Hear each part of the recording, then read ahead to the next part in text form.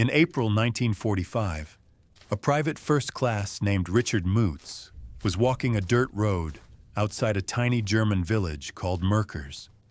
He wasn't doing anything important, just patrol.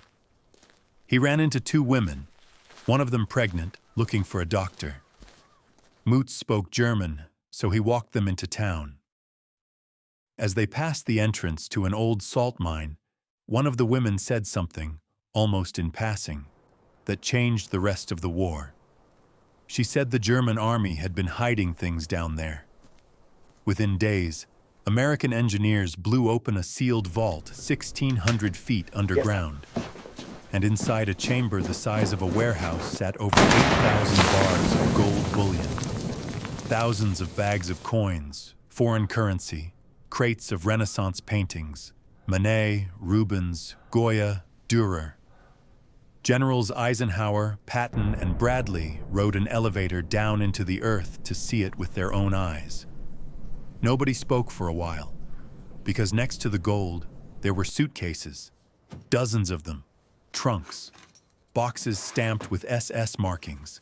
Inside, dental gold, wedding rings, eyeglasses, silverware, things taken from people who were no longer alive to miss them. And that's the part that stays with you. Not the treasure, the suitcases. This story, the one we're going to walk through today, is not about the war the way you learned it. Not the battles, not the generals, not the maps with arrows. This is about what was found. What was hidden in tunnels and mountains and salt mines across a collapsing empire. Things the Nazis never wanted anyone to see. And some of them, 80 years later, still haven't been fully explained.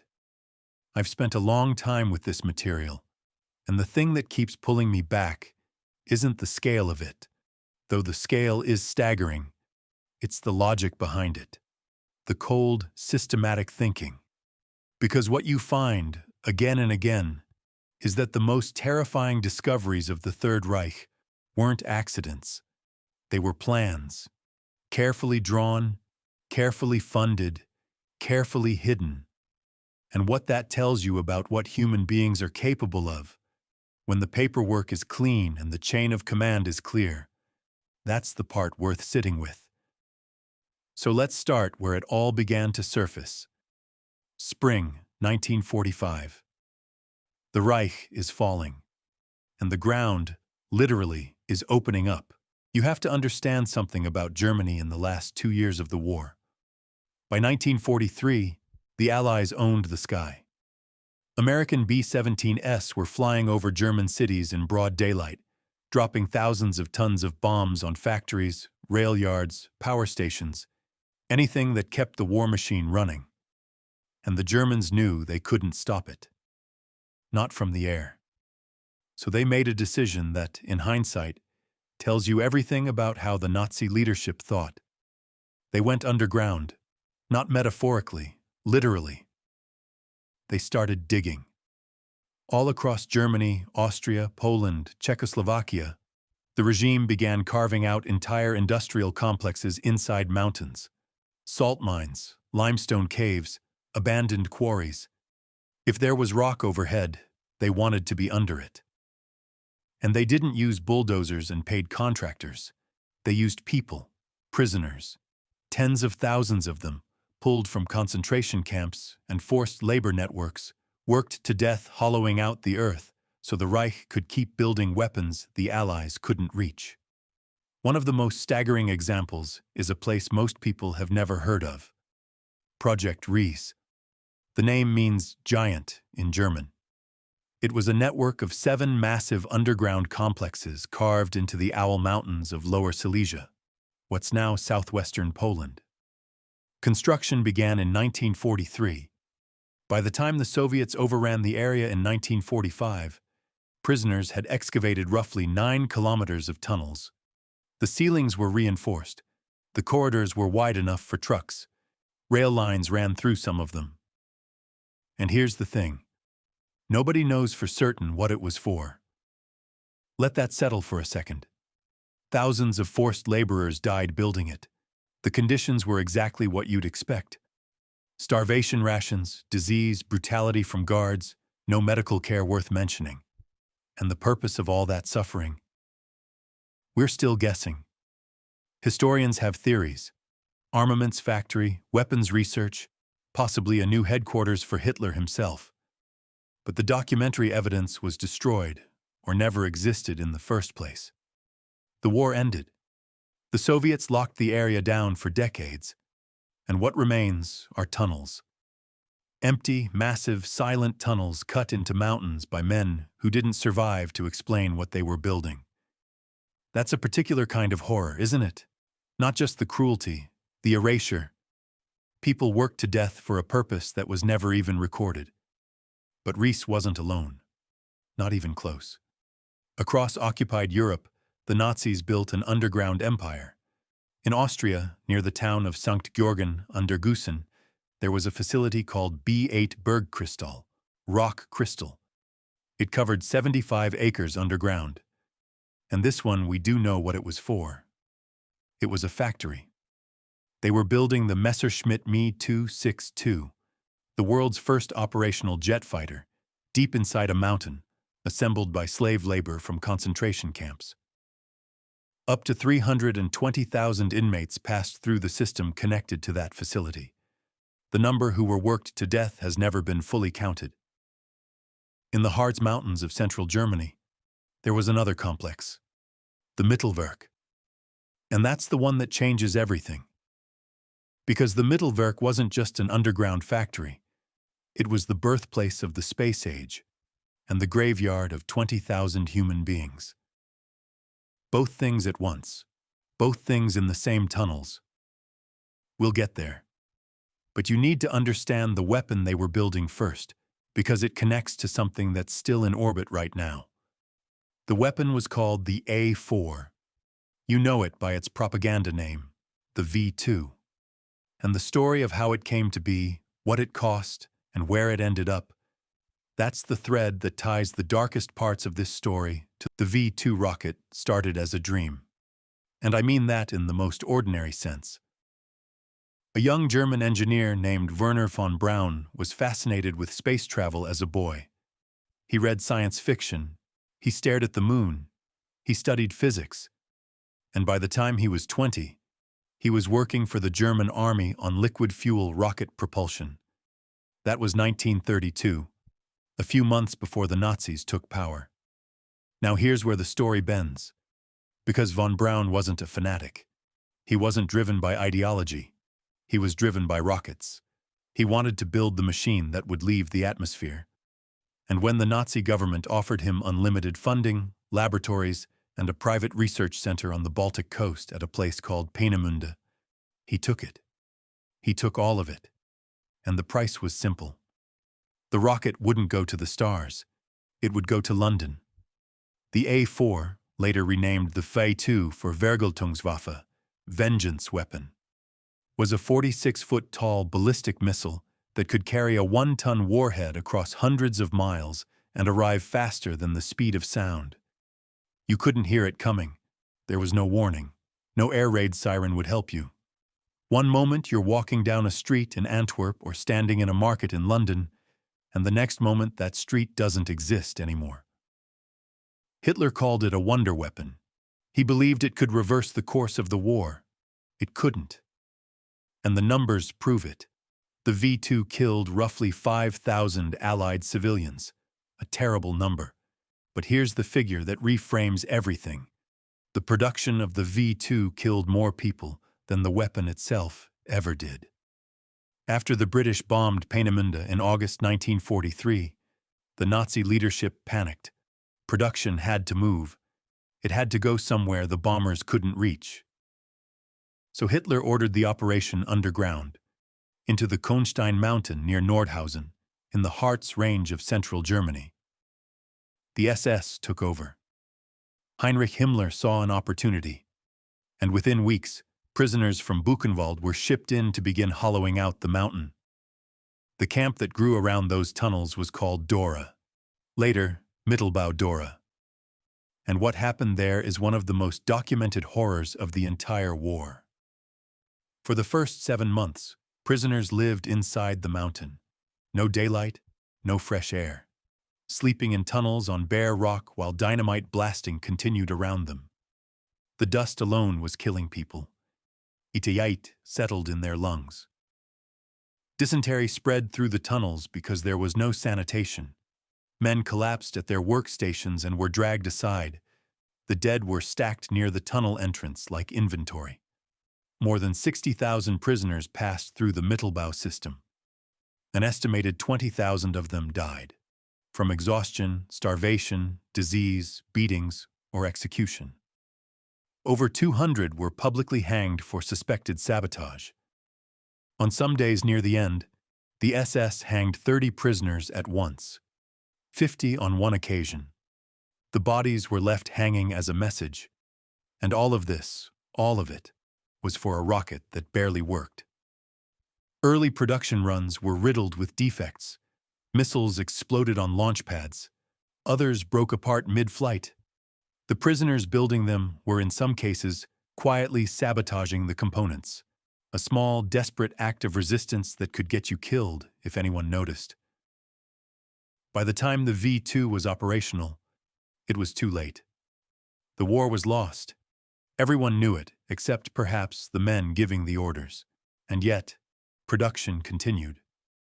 6,000 rockets were built in those tunnels. 6,000. At a cost measured not in Reichsmarks, but in human lives. And then, in April 1945, the Americans arrived. And what they found inside that mountain wasn't just a factory. It was a mirror.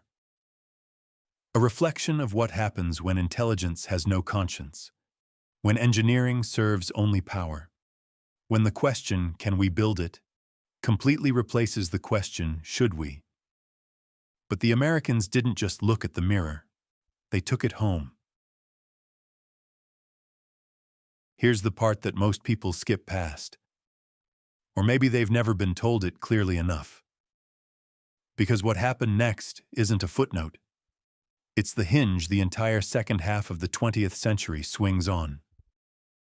In the final weeks of the war, as the Reich was collapsing from both sides, Werner von Braun gathered his team, over 100 engineers and scientists from Peenemünde, and made a calculated decision. They would surrender, but not to the Soviets. The Russians were closer, pushing hard from the east, but von Braun chose the Americans. He understood something about leverage. He had knowledge the United States wanted, and he was right.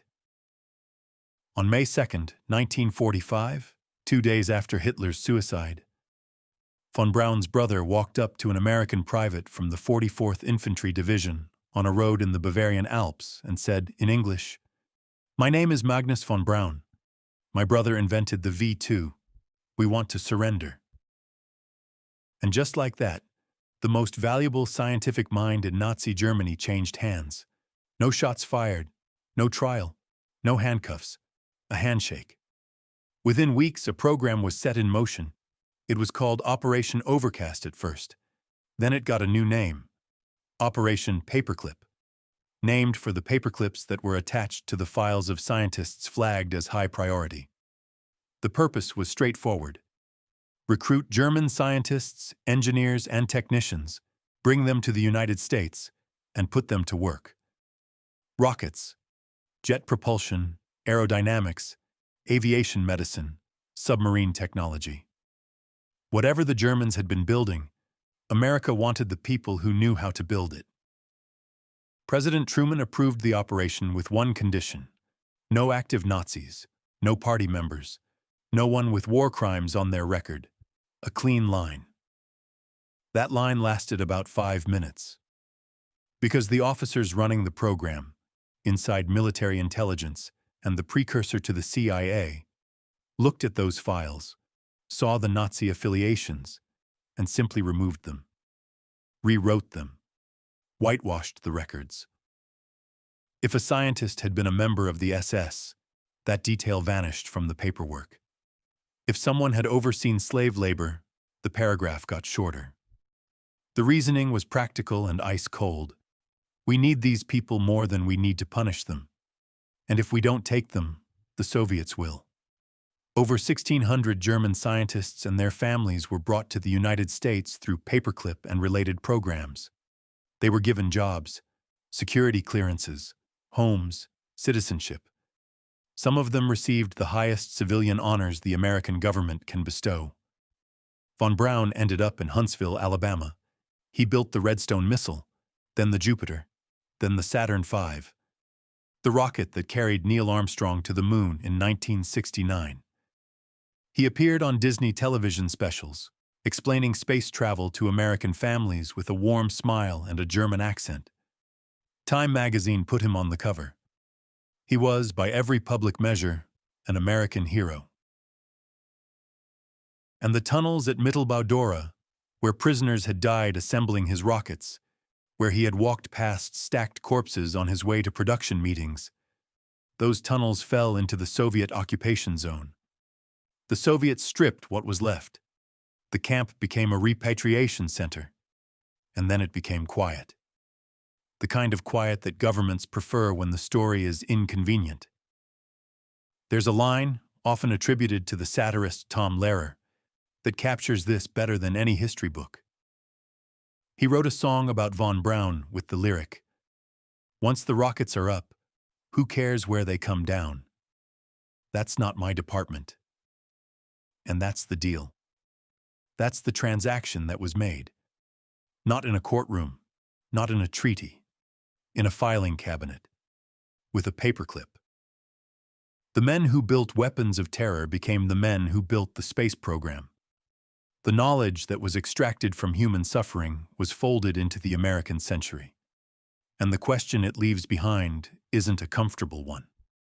Because it's not about them. It's about us. About what we were willing to overlook. About what national interest really means when you trace it back far enough. The rockets did go up. They went all the way to the moon.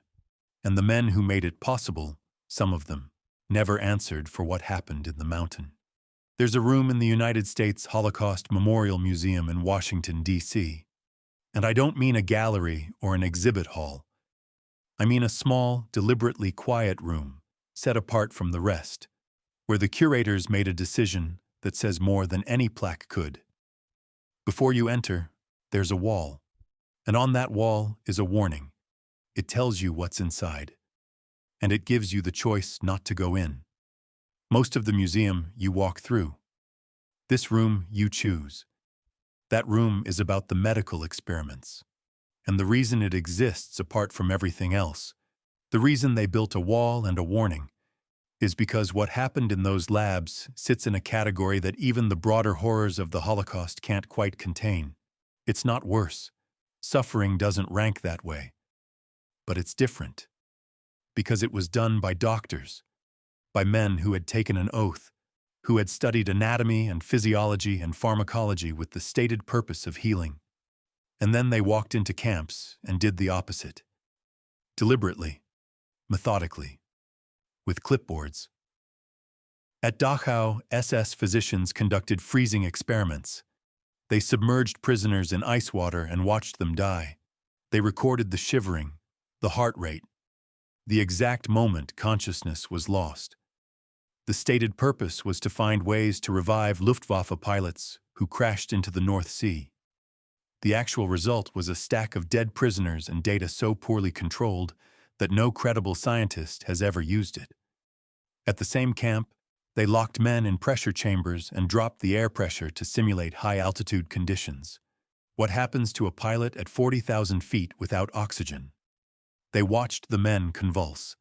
They watched them tear at their own heads from the pain. Some of these experiments were filmed. After the war, the films were entered into evidence at Nuremberg. At Ravensbrück, they cut open the legs of women prisoners and packed the wounds with bacteria, glass, and wood shavings. The point was to simulate battlefield injuries and test sulfonamide drugs. The women were called rabbits by the other prisoners. Some survived, many didn't. The ones who lived carried the scars for the rest of their lives, not just on their legs. And then there was Auschwitz. And there was Josef Mengele. Mengele is the name most people know, and there's a reason for that. Not because he was the highest-ranking doctor, he wasn't. Not because he killed the most people, the system did that. But because of the way he did it. Mengele stood on the arrival platform at Auschwitz-Birkenau and selected victims personally. He had a particular interest in twins. When transports arrived, hundreds of people stumbling off cattle cars, half dead from the journey. Mengele would walk the line, sometimes whistling, and point, left or right, gas chamber or labor. But if he spotted twins, especially children, he pulled them aside, kept them, fed them better than the other prisoners, gave them a brief, distorted imitation of care, and then he experimented on them. Injected dye into their eyes to see if he could change the color, performed surgeries without anesthesia, transfused blood between them to observe the reactions. And when the experiments were finished, or when one twin died, he often killed the other, so he could perform comparative autopsies. Side by side on the table, to study the differences. He was trained in both genetics and anthropology. He wasn't ignorant, he wasn't unhinged. That's what makes it hard to sit with. He was educated, methodical, calm. He believed in what he was doing, not because he was broken, but because the system he operated in had redefined what a human life was worth. Some people were patients, others were material. After the war, 23 Nazi doctors were tried at Nuremberg in what became known as the doctors' trial. 7 were hanged. Others received prison sentences. And the trial produced something that still governs medicine today, the Nuremberg Code. 10 principles. The first one, the most important one, states that the voluntary consent of the human subject is absolutely essential. It sounds obvious now. It wasn't obvious then. It had to be written down because men with medical degrees proved it couldn't be assumed. Mengele was never caught. He fled to South America, Argentina, then Paraguay, then Brazil. He lived under false names. He drowned in 1979, swimming off a beach in São Paulo. His bones were identified by forensic experts in 1985. He never stood trial. He never faced a courtroom. He died a free man in warm water, an ocean away from the platform at Auschwitz. And the Nuremberg Code, the thing that was supposed to make sure this never happened again. It has no legal enforcement mechanism. It's a set of principles. That's all. Let me take you back underground, because the gold at Murkers, the one we started with, that wasn't the only thing buried. Not by a long way. As the war entered its final months, the Nazi regime went into a kind of frenzy of concealment. They knew the end was coming. They could feel it in the ground, literally, from the bombing, and they could read it on the maps. The Soviets were pushing from the east, the Americans and British from the west, and in between, a government that had spent 12 years looting an entire continent was now scrambling to hide the evidence, and there was a lot to hide. Across occupied Europe, the Nazis had systematically stripped museums, private collections, banks, churches, and homes. Gold, currency, paintings, sculptures, rare books, religious artifacts, entire libraries. If it had value, financial, cultural, symbolic, they took it. Some of it went to fund the war effort. Some of it went into the personal collections of senior officials. Göring alone amassed one of the largest private art collections in history, over 1,000 pieces, many of them stolen directly from Jewish families. And as the walls closed in, all of it needed to go somewhere the Allies wouldn't find it. So they sent it into the earth. The Altaussee salt mine in Austria is one of the most remarkable stories of the war, though it's barely known outside of art history circles. Deep inside an alpine mountain, the Nazis stored roughly 6,500 artworks, including pieces by Vermeer, Rembrandt, Michelangelo. The Ghent altarpiece, one of the most important paintings in Western civilization, was down there, crated and leaning against a wall of salt. The mine had been chosen because the conditions were perfect. Constant temperature, low humidity. The paintings could survive for decades. But here's where it turns. In the final days, the local Nazi governor ordered 8 massive bombs to be placed inside the mine. The plan was demolition. If Germany couldn't keep the art, no one would have it. Destroy everything, collapse the tunnels, bury it all. And the only reason that didn't happen was because a small group of Austrian miners, men who had worked those tunnels their entire lives, quietly removed the bombs. They defused the detonators. They sealed the entrances with rubble to keep the SS out, and they waited for the Americans to arrive. Think about that for a second. The fate of Michelangelo, of Vermeer, came down to a handful of miners in a mountain who decided on their own that some things shouldn't be destroyed. No orders, no chain of command, just a decision. The Americans who went in to recover those artworks were part of a unit you may have heard of, the Monuments, Fine Arts, and Archives section. Soldiers, mostly, but also art historians, museum curators, architects. They were given almost no resources, a few jeeps, some paperwork, and they were tasked with finding and preserving the cultural heritage of an entire continent before it disappeared into ruins or Russian trucks. They found caches everywhere, in castles, in caves, in the basements of bombed-out government buildings. In Neuschwanstein, the fairy tale castle in Bavaria, they found thousands of crates of looted art stacked floor to ceiling. That castle, the one Disney based his logo on, was a warehouse for stolen property. But it wasn't just art they were hiding. In the Harz Mountains, near the town of Goslar, the Allies discovered stockpiles of chemical weapons. Tabun, sarin, nerve agents that the Germans had developed but never deployed on the battlefield. The reason they didn't use them is still debated. Some historians believe Hitler feared retaliation in kind. Others suggest the logistics weren't there. But the stockpiles existed. Thousands of tons of chemical munitions, stored in bunkers and tunnels, waiting for an order that never came. And then there were the documents, warehouses full of them, personnel records, camp registries, transport logs. The Nazis were meticulous record keepers, obsessively so, and when the order came to destroy everything, many local commanders simply couldn't do it fast enough. Filing cabinets were left standing. Ledgers survived bonfires. In some cases, entire archives were buried in crates and dug up by Allied intelligence teams weeks later. Those records became the backbone of the Nuremberg trials. Without them, the prosecution would have been working from testimony alone. But the Germans had documented their own crimes, in triplicate, with signatures, stamps, and filing codes. They built a bureaucracy of extermination and then left the paperwork behind, and that might be the most unsettling find of all. Not the gold, not the bombs, the filing systems, the proof that everything was approved, authorized, budgeted, signed off by men at desks, in offices, under fluorescent light. The horror wasn't hidden from the bureaucracy. The bureaucracy was the horror. There's a temptation, when you study the Second World War, to treat it like a closed file. It started. It happened. It ended. The good guys won. The bad guys were punished. And then we moved on. But that's not what happened. Not really. The war ended on paper. Surrenders were signed. Borders were redrawn. Flags were changed.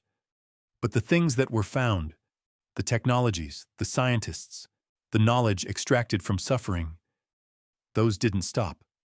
They migrated. They changed hands. They changed uniforms. And they kept going, quietly, into the architecture of the world we built after 1945. We already talked about Paperclip, the rockets, the scientists who went from building V-2s with slave labor to building Saturn Wursts with government contracts. But it wasn't just rocketry.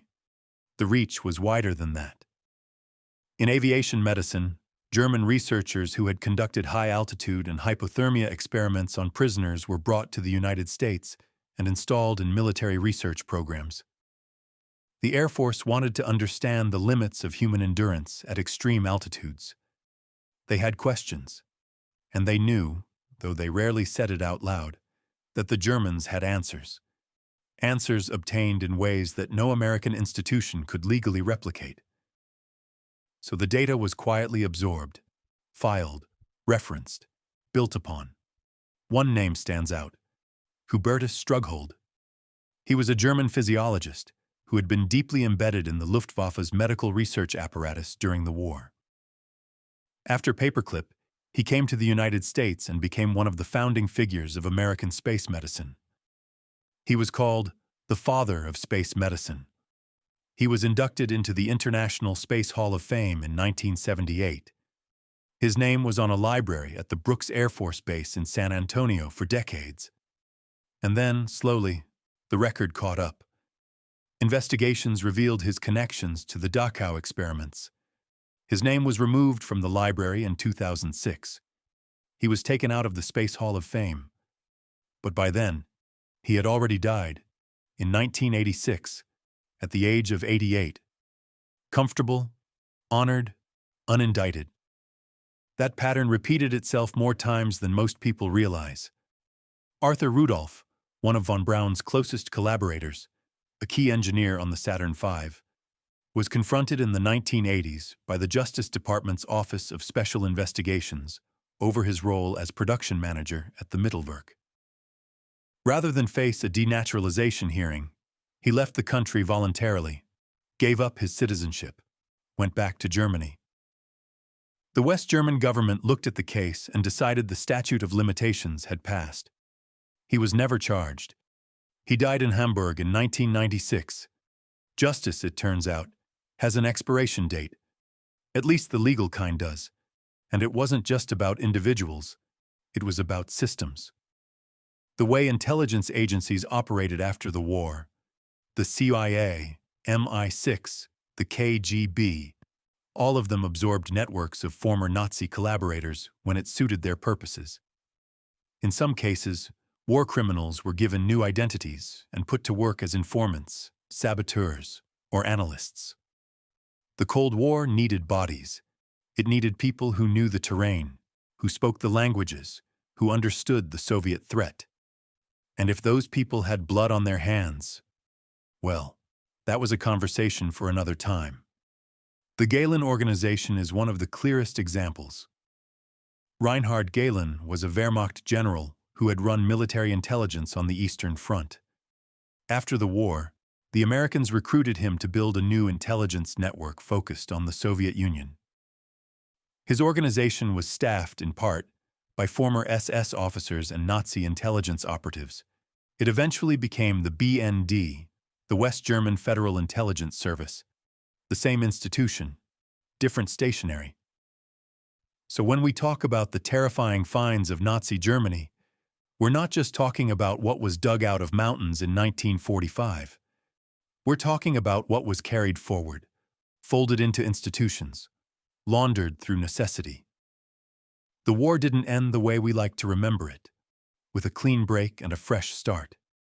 It ended the way most things end, with compromises, with deals made in back rooms, with files that were sealed and questions that were deferred.